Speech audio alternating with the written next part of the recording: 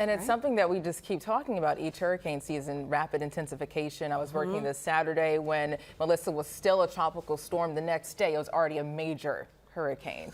And temperatures, sea surface temperatures in the Caribbean were above normal, wind shear relaxed, and that's why it was allowed to grow just so explosively. And just taking aim at Jamaica right now, hours away from making landfall, that northern eye wall getting closer to the southwestern shoreline.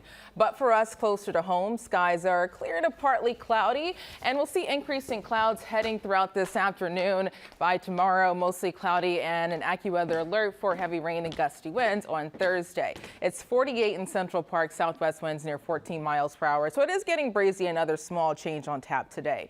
Temperatures in the 40s and the 50s. Islip 52, Bridgeport 48, and Sussex 44. Northeast winds getting stronger as expected. This onshore flow pumping in additional moisture ranging from 2 all the way up to 17 to 24 miles per hour. We'll deal with similar wind speeds lasting throughout this afternoon and this evening. Even stronger gusts on tap for Thursday.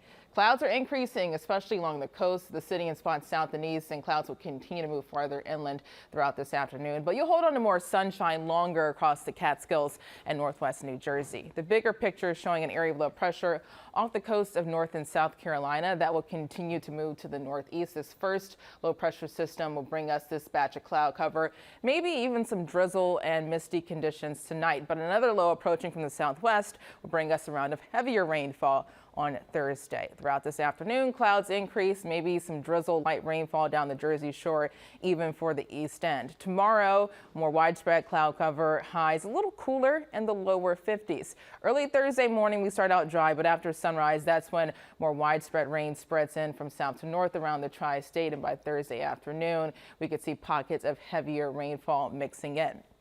On top of that, this area of low pressure cranking up wind speeds and this onshore flow bringing the threat for coastal flooding, maybe even additional beach erosion.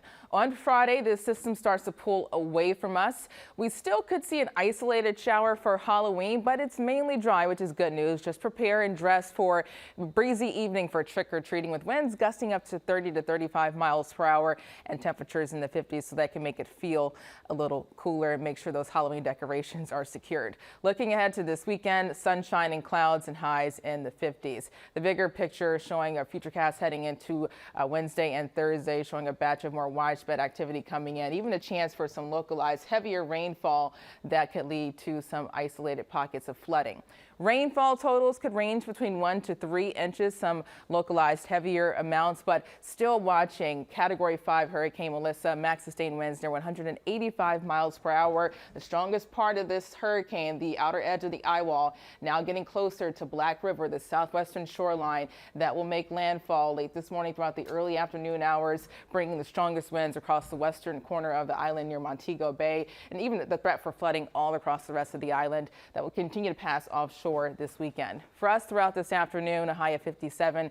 Clouds increase, and tonight down to 47. Tomorrow, temperatures in the 50s.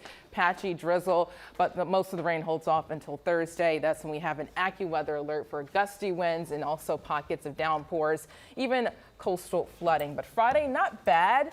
It's going to be windy for trick-or-treating, but at least it's mainly dry. Temperatures in the 50s, and this weekend near 60 on Saturday.